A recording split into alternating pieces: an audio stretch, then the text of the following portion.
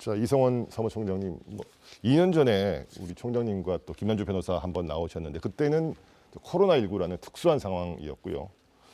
자, 지금은 이제 코로나도 끝났는데 자영업자 수 또 매출 관련해서 이게 어떤 통계적으로도 어떤 심각성들이 좀 나타나고 있습니까? 어떻습니까, 총장님? 일단 가장 공신력 있는 통계청 자료를 봤을 때 아이러니하게도 자영업자 수는 늘어나고 있습니다. 실제 코로나 기간에도 다들 단 한 번도 경험하지 못한 고통을 겪고 폐업을 고민했지만 실제 자영업자 수는 그렇게 늘진 않았거든요. 그 원인은 아무래도 제조업 기반의 대도심에서 일자리를 잃은 노동자들이 창업이라는 또 다른 출구를 찾았기 때문으로 해석이 되고 있고요. 해서 2019년에 560만 개였던 자영업자가 2023년에는 580만 개로 오히려 늘어났습니다. 네. 이 늘어난 자영업자를 또 분석을 좀 해볼 때 1인 자영업자, 즉 고용원이 없는 자영업자가 총 440만 개로 늘어났고요. 32만 개가 늘어났고요. 고용원이 있는 자영업자는 140만 개 정도로 12만 개가 줄었습니다. 결국 이 부분은 영세한 자영업자들, 고용원이 없는 1인 자영업자 중심으로 자영업자가 늘고 있다는 것으로 분석이 가능하고요. 또 매출 하락과 관련해서는 저희가 경기도 실태조사 자료를 좀 가져왔는데요. 네. 경기도에 있는 자영업자들 780명을 대상으로 경기도 골목상점과 연합회에서 실태조사를 실시를 했습니다. 작년에. 여기서 매출이 코로나 기간보다 20% 이상 늘었다라고 답변하신 분들이 무려 36%에 달했고요. 10%에서 20% 하락은 17%, 10% 하락은 14% 정도가 나와서 총 코로나 때보다 매출이 떨어졌다는 답변이 거의 70%에 이를 정도로 매출 하락이 심각한 상태고요. 코로나 때보다 비슷하다라는 답변은 한 13% 정도밖에 안 나왔습니다. 그리고 그 업종들 중에서도 가장 대표적으로 어려움을 겪고 있는 업종이 바로 외식업인데요. 우리 흔히 생활비 줄일 때 가장 먼저 줄이는 게 외식업이잖아요. 밖에 나가서 음식을 사 먹는다든가 혹은 배달시켜 먹는다든가 이런 비용들을 줄이면서 사실 외식업들이 가장 큰 어려움을 겪고 있고, 반면에 직접 식재료를 사서 요리를 해서 먹는 게 늘다 보니까 소매업은 좀 늘기도 했고, 단지 여기서 저희가 착시가 하나가 있는데 물가가 올랐기 때문에 소매업의 매출이 늘었다고 그래서 이것이 소매업이 다 장사가 잘 되고 있다고만은 볼 수는 없을 것 같습니다. 그렇군요. 저희 앞서도 이제 얘기를 했습니다만은 이 부채 규모가, 특히 소상공인 대출 규모가 1,000조를 넘었다면 좀 어마어마한 규모 아닙니까? 여기다가 또 금리도 코로나 때는 아주 쌌습니다만 지금은 또 굉장히 많이 올랐거든요. 이자 부담도 굉장할 것 같습니다. 어떻습니까? 예, 저의 경우도 그렇고 사실 코로나나 그 이전에 사업상 필요한 대출을 받으셨던 분들 이야기를 들어보면 그때에 비해서 지금은 거의 이자 규모가 3배 가까이 불어난 경우도 많고요. 더 큰 문제는 자영업 대출을 상황을 봤을 때 대부분 1년간은 이자만 납부를 하고 4년, 5년간 분할 상환을 하는데, 지금은 이 높은 금리의 이자도 문제지만 사실은 원금 상환이 시작됐다는 게 굉장히 큰 문제입니다. 그러다 보니까 원금 상환 기간이 도래하다 보니까 자연스럽게 연체 이자도 늘어날 수밖에 없는 상황이고요. 잠시 후에 우리 김남주 변호사님 말씀해 주시겠지만 다중 연체자가 늘고 있기도 하고, 더 큰 문제는 이 대출 문제가 아까 말씀드린 것처럼 자영업자들의 오히려 폐업을 가로막고 있기도 합니다. 사실 이렇게 힘든 경우에는 오히려 빨리 폐업을 해야 일종의 출구 전략을 찾아야 되는데, 자영업자들은 대부분 본인들의 매장에서 나오는 매출이 신용이 됩니다. 근데 폐업을 하게 되면 그 신용이 사라지게 되다 보니까 분할 상환하던 것을 일시 상환을 해야 돼서 실질적으로는 폐업을 하고 싶어도 이 대출금 때문에 폐업을 못하는 상황에 처해 있거든요. 그래서 통계로는 드러나지는 않지만 실질적으로 매장 운영을 위해서 폐업 상태나 다름없는 매장도 많을 것 같고요. 또 지금의 상황에 출구 전략이 없는, 쉽게 말씀드리면 내가 대출금 부담을 만약에 여기서 덜어내더라도 그 이후에 어떻게 먹고 살 것인지, 이 문제에 대한 해답이 없기 때문에 지금은 추가 대출을 통해서 버티는 것이 답이다라고 많은 자영업자들이 생각하고 있는 것 같습니다.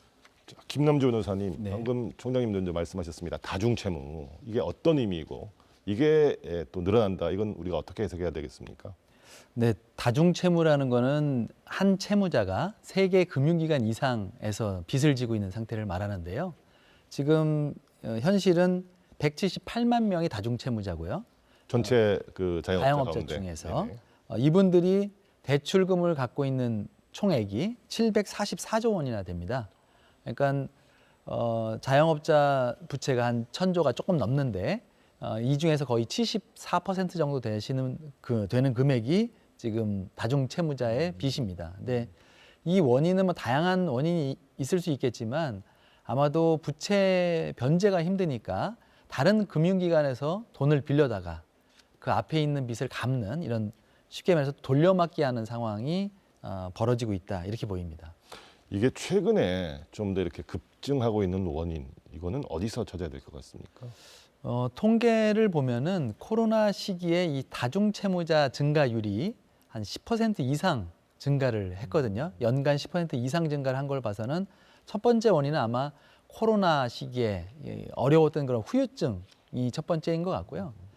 두 번째는 매출이 줄었습니다. 그러니까 매출이 없다 보니까 빚 갚을 돈도 없고 다른 금융기관에서 돈을 끌어다 갚게 되는 것이고요.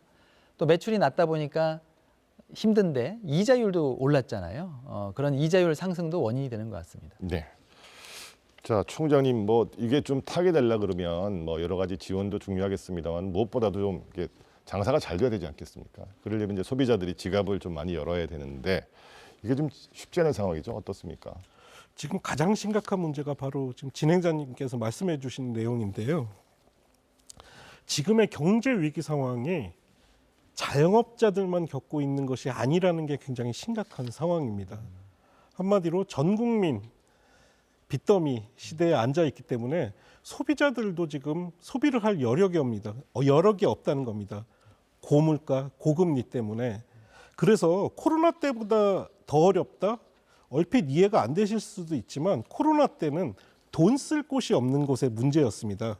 사회적 거리두기 때문에 사람들이 모이는 것을 국가에서 정책적으로 좀 견제를 했던 부분이 있는 거죠. 근데 지금의 문제는 쓸 돈이 없는 문제인 겁니다. 그러다 보니까 당연히 매출이 하락할 수밖에 없는 상황이고 자영업자 입장에서는 부채 문제나 여러 가지 고물가 또 여러 공과금이라든가 나가야 될 돈은 많은데 들어오는 수익이 축소가 되다 보니까 정말 이중고를 겪고 있고 어떤 뚜렷한 해결책도 찾기 어려운 것이 현재 현실입니다. 자, 김현주 변호사님, 네. 우리 총장님도 앞서 언급했는데 이게 이제 이자와 함께 원금을 갚기 시작하는 게 더 큰 문제다 이런 말씀하셨거든요. 그래서 정부도 이제 수차례 대출 원금을 연기하는 정책들을 시행해 왔는데 지금도 지금 상황이 이 원금 상환이 유예되고 있는 상황입니까? 어떤 상황인가요? 네, 지금 유예되고 있는 상황이고요. 그 정부는 코로나 시기가 시작되자마자 2020년 4월부터 원리금 상환 유예, 만기 연장 이 조치를 해왔고 5차례 이 조치를 연장했습니다. 그래서 지금 만기 연장은 25년 9월까지 연장이 되는 상태고 그다음에 원리금 상환 유예는 28년 9월까지 연장이 돼 있는 상태입니다. 일단 좀 여유는 갖게는 해놨네요. 네네. 근데 신규로 이제 연장하는 조치는 작년 9월에 마감이 됐고 그때 이제 연장하겠다고 하신 분들은 28년 9월까지 나눠서 갚을 수 있도록 해놨는데 이게 이제 규모 면에서 보면은 만기 연장이 34만 명이 대상이 됐고요. 그다음에 원리금 상환 유예가 11,000명 이렇게 됐습니다. 근데 이분들이 혜택받는 금액이 그 채무액이 76조 원 규모입니다. 그래서 지금 자영업자 대출 규모가 1,000조 원이라고 한다면 한 7% 조금 넘는 그 정도밖에 안 돼서 아직 많이 부족하다 이렇게 볼 수 있고요. 그것에 더해서 정부는 새출발 기금이라고 이제 윤석열 정부 출범 이후에 그 채무 조정 프로그램을 실시했는데요. 근데 이게 생각보다 지금 실적이 저조합니다. 7.4조 원 정도가 실적인데요. 원래 그 규모는 목표는 30조 원을 목표로 했는데 아직 1년 이상 지났음에도 불구하고 아주 많이 미달돼 있다 이런 상태입니다. 알겠습니다. 자, 정현희 회장님, 네. 이게 뭐 전국적으로 다 어렵겠습니다만은 특별히 지역별로 자영업자가 가장 좀 힘든 지역 어느 지역입니까? 그렇게 따진다고 보면은 인천이라고 봐야 될 것 같아요. 21년도 그 국세 통계 자료가 나왔는데 국세청에서 나왔거든요. 얼마 전에 발표를 했는데 그 폐업률을 이제 보고 자영업자가 힘들었다 이렇게 이제 볼 수 있거든요. 폐업률. 그렇죠. 네네. 근데 그 폐업률 1위가 인천시였어요. 저희가 생각할 때 인천시가 굳이 이렇게 폐업을 많이 해야 됐을까라고 생각이 드는데 그래서 여러 가지 지역적 특성도 있기는 하겠지만 지금 비율로 보면 그 전체에서 한 21%가 폐업을 했거든요. 네. 경기도 자영업자 수가 180만인데 그 사람들보다도 더 훨씬 적은 8배 적은 인천 자영업 시장에서 폐업률 1위를 했다는 건 인천의 자영업 시장이나 소상공인 업계가 상당히 힘들다라고 봐야 된다고 봅니다. 다 힘들지만 특히 인천이 가장 그렇죠. 힘들다. 네. 자, 그러면 인천의 자영업 이 폐업률이 가장 높은 이유, 네. 회장님은 어떻게 분석하십니까? 그 아주 고질적인 문제라고도 볼 수 있는데 인천시가 갖고 있는 도시적 특성이 배드타운이라고 볼 수 있어요. 그 실질적으로 부평 삼산동에서 서울시 화곡동까지 가는데 15분밖에 걸리지 않습니다. 차로.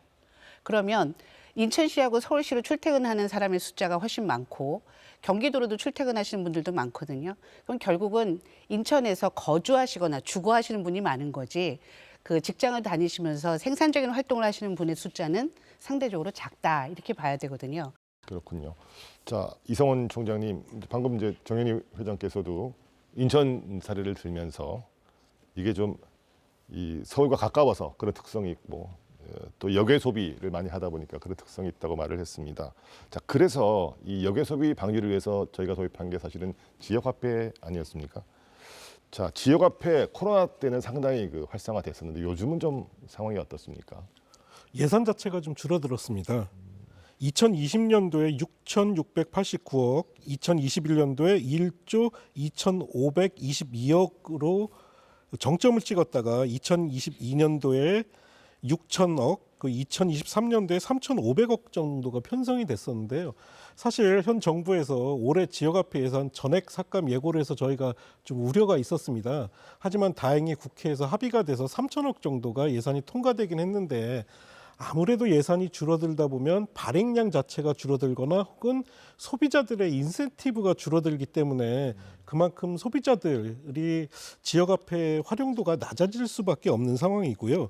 대신 현 정부에서는 지역화폐 대신 기존의 온누리 상품권을 확대하겠다는 방침을 계속 밝혀왔고 실제 예산도 늘리긴 했는데 다만 온누리 상품권은 아직까지는 전통시장 중심으로 쓰이고 있기 때문에 골목시장 전반에 쓰일 수 있도록 그 사용 범위를 넓히는 게 필요하고요.